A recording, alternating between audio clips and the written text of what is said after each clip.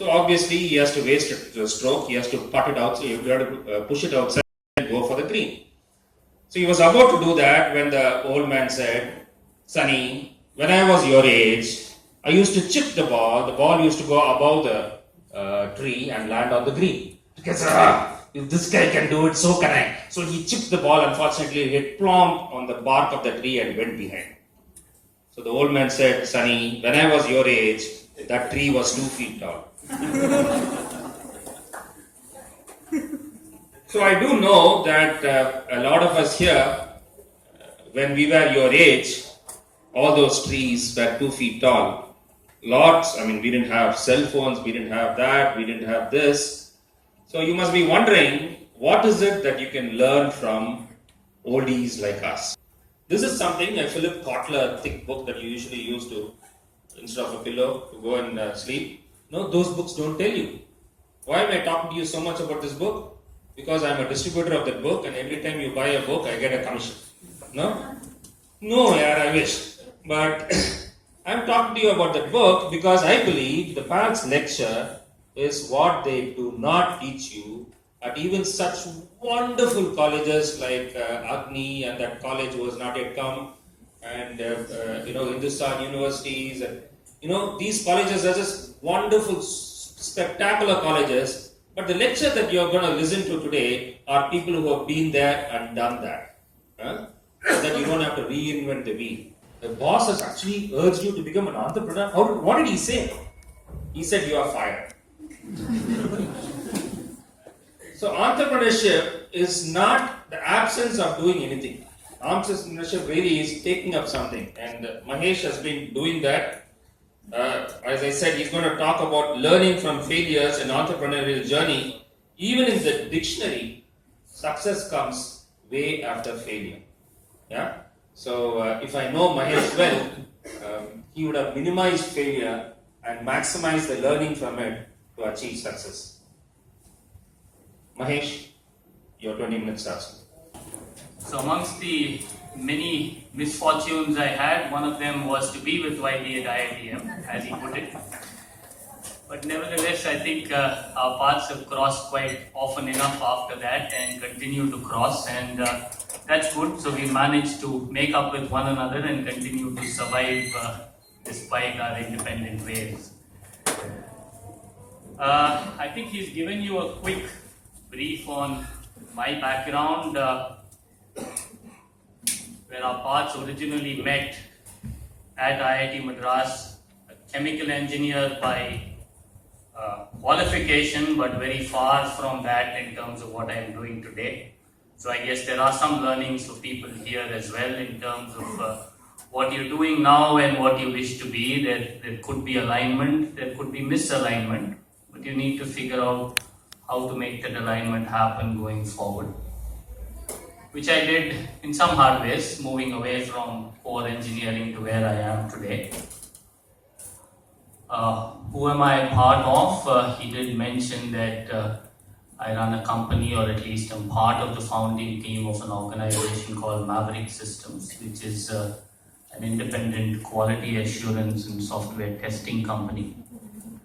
We've been running that company for the last 14 years, since the year 2000. And we are about 1,300 member organization today. So that's the quick background in terms of who I am and what I do.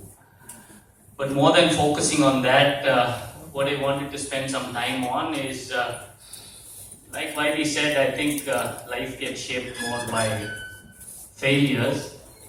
So it makes sense to look at different ways in which you could fail and try and grab from those failures certain pointers to how you move forward.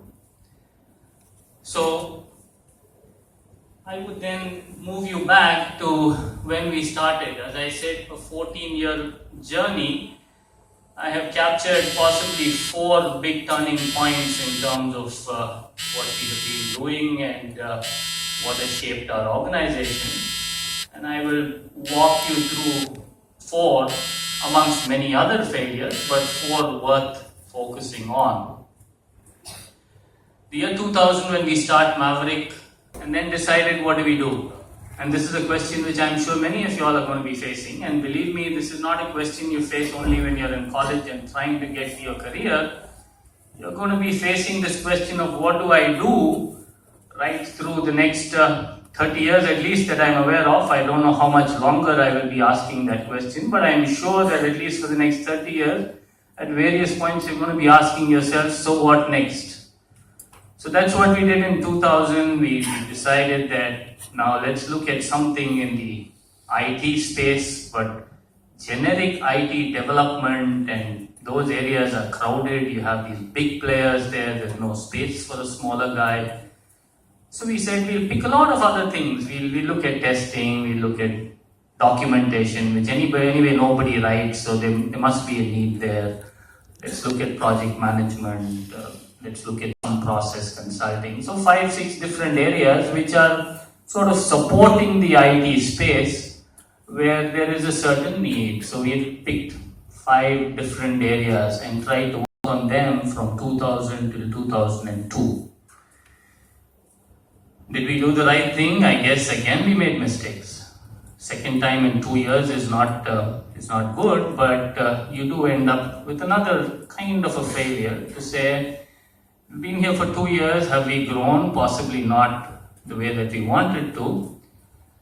And we reflected and saw that maybe we picked more than what we can chew. And to me, this is the second learning.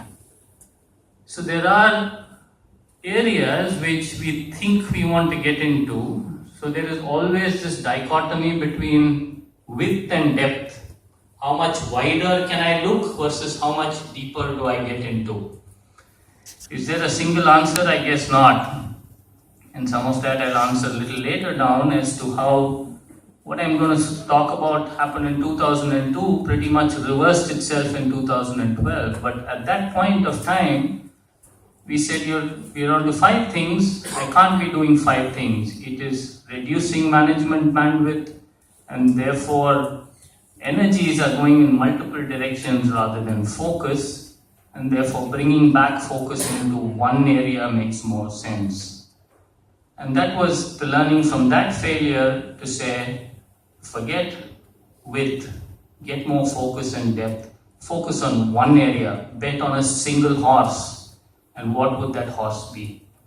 And that was when testing as a space got carved out, and we actually said, this is a singular piece that I'm going to be doing and focusing on. So the evolution of Maverick as it stands today is essentially from 2002 and not from 2000 as we want people to believe. But that's 2002. So that's the learning at that point of time.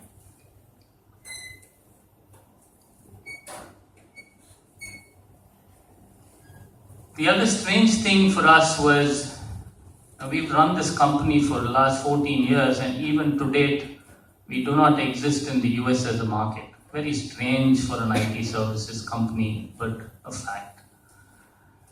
So many times this bug used to bite us to say, so we are not in the US as a market, largest market, aspirationally we want to be there. We're missing out on some huge opportunities of growth.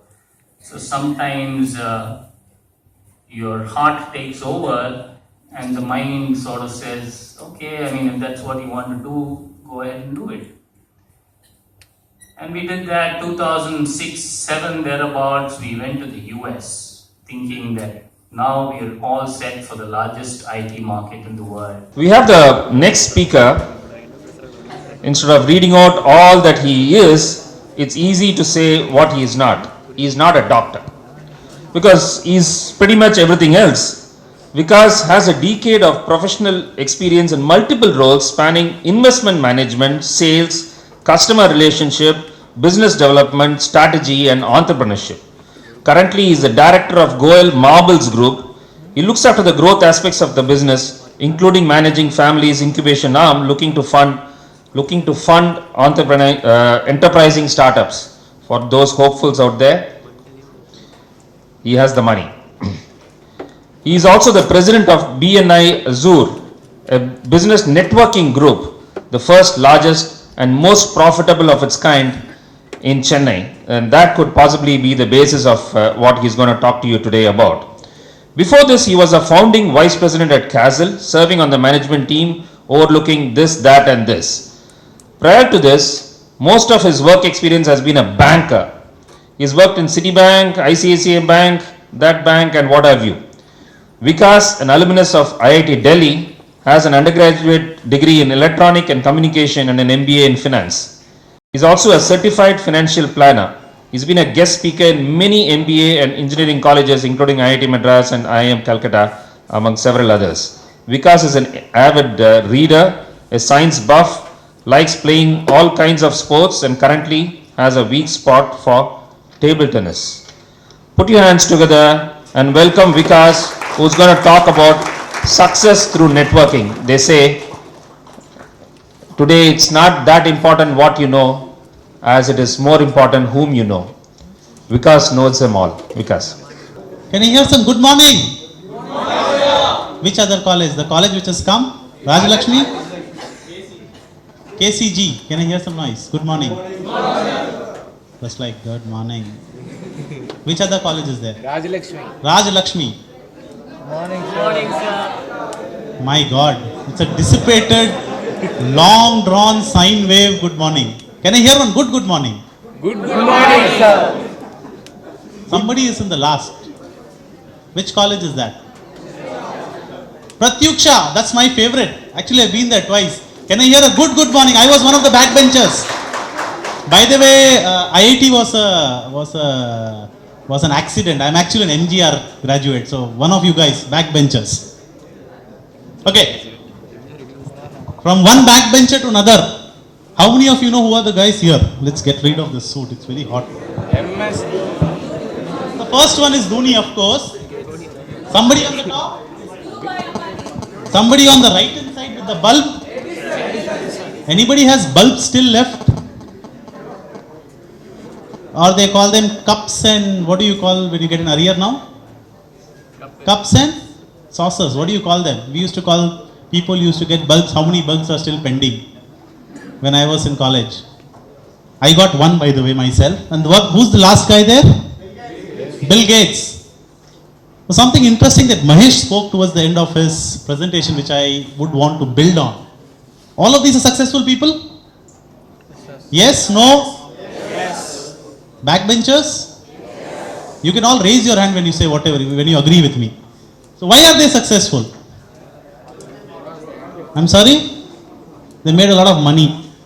Yes? Lot of money? But more importantly, none of them had original things. They actually saw something, built on it, created a group around that idea and became wildly successful. In fact, Edison says his 1,000 inventions were actually efforts on improving what somebody else had done. That's what he says. So each one of them focused on doing something important, which was they worked with people and their ideas. That's what they did. Don't we do that every day? If I don't know electronic circuit, Kirchhoff law 1, the best person is my friend sitting next to me, right? How many of you have done that? I see one guy who did what I did. And when working with people without formal relationship is networking. None of us have formal relationship with the guy sitting on my left and the right. Yes? Yes?